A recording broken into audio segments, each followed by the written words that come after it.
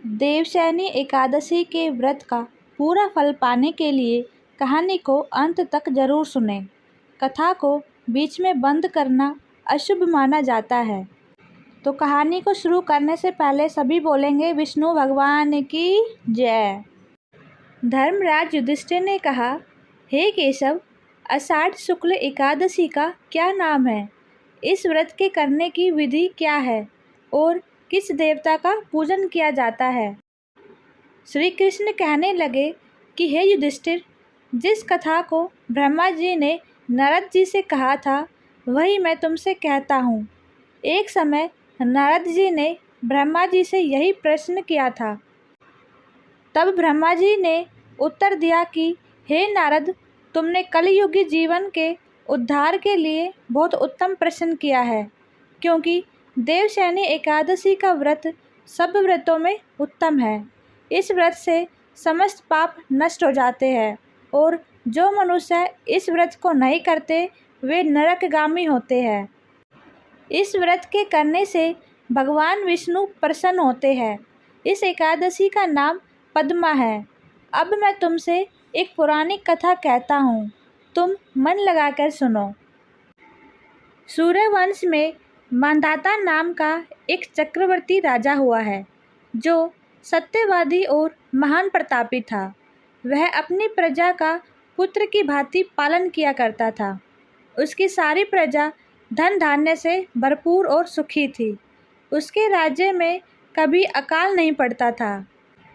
एक समय राजा के राज्य में पूरे 3 वर्ष तक वर्षा न होने के कारण भयंकर अकाल पड़ गया। इस अकाल से चारों ओर त्राहि त्राहि मच गई। धर्म पक्ष के यज्ञ, हवन, पिंडदान, कथाव्रत आदि में कमी हो गई। जब मुसीबत पड़ी हो तो धार्मिक कार्यों में प्राणी की रुचि कहाँ रह जाती है।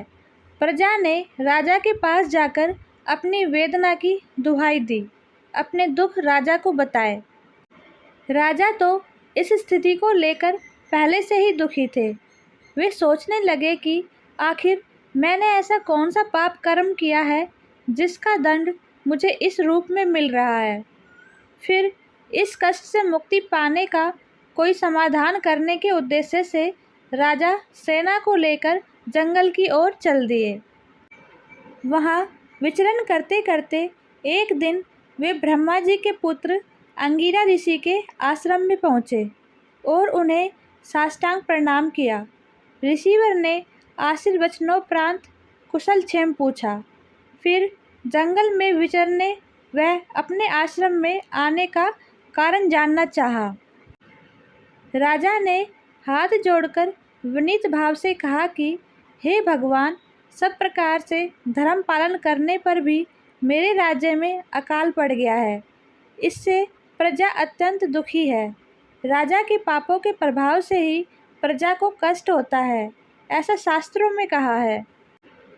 जब मैं धर्मानुसार राज्य करता हूँ तो मेरे राज्य में अकाल कैसे पड़ गया, इसके कारण का पता मुझको अभी तक नहीं चल सका। अब मैं आपके पास इसी संदेह को निवृत्त कराने के लिए आया हूँ। कृपा करके मेरे इस संदेह को दूर कीजिए, साथ ही प्रजा के कष्ट को दूर करने का कोई उपाय बताइए। इतनी बात सुनकर ऋषि कहने लगे, हे राजन, यह सतयुग सब युगों में उत्तम है। इसमें धर्म के चारों चरण सम्मिलित है, अर्थात इस युग में धर्म की सबसे अधिक उन्नति है। लोग ब्रह्म की उपासना करते हैं और केवल ब्राह्मणों को ही वेद पढ़ने का अधिकार है। ब्राह्मण ही तपस्या करने का अधिकार रख सकते हैं, परंतु आपके राज्य में एक शूद्र तपस्या कर रहा है। इसी दोष के कारण आपके राज्य में वर्षा नहीं हो रही। इसलिए यदि आप प्रजा का भला चाहते हो तो उस शूद्र का वध कर दो। इस पर राजा कहने लगा कि महाराज, मैं उस निरपराध तपस्या करने वाले शूद्र को किस तरह मार सकता हूँ? आप इस दोष से छूटने का कोई दूसरा उपाय बताइए। तब ऋषि कहने लगे कि हे राजन, यदि तुम अन्य उपाय जानना चाहते हो तो सुनो। आषाढ़ मास के शुक्ल पक्ष की पद्म नाम की एकादशी का विधि पूर्वक व्रत करो। व्रत के प्रभाव से तुम्हारे राज्य में वर्षा होगी और प्रजा सुख प्राप्त करेगी, क्योंकि इस एकादशी का व्रत सब सिद्धियों को देने वाला है और समस्त उपद्रवों को नाश करने वाला है। इस एकादशी का व्रत तुम प्रजा, सेवक तथा मंत्रियों सहित करो। मुनि के इस वचन को सुनकर राजा अपने नगर को वापस आया और उसने विधि पूर्वक पद्मा एकादशी का व्रत किया। उस व्रत के प्रभाव से वर्षा हुई और प्रजा को सुख पहुंचा। अतः इस मास की एकादशी का व्रत सब मनुष्य को करना चाहिए। यह व्रत इस लोक में भोग और परलोक में मुक्ति को देने वाला है।